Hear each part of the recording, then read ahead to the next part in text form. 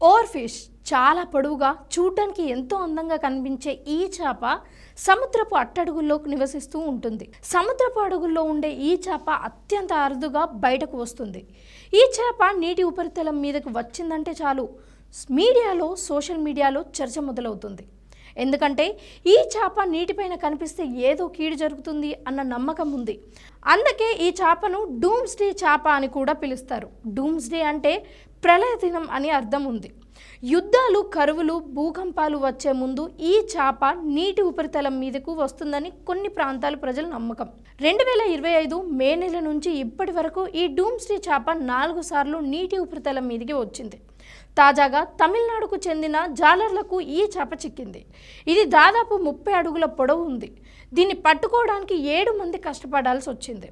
Or చేప తమిళ జాలర్లకు చిక్కిన వీడియో సోషల్ మీడియాలో వైరల్గా మారింది. ఈ నేపథ్యంలో సోషల్ మీడియాలో చర్చ మొదలైంది.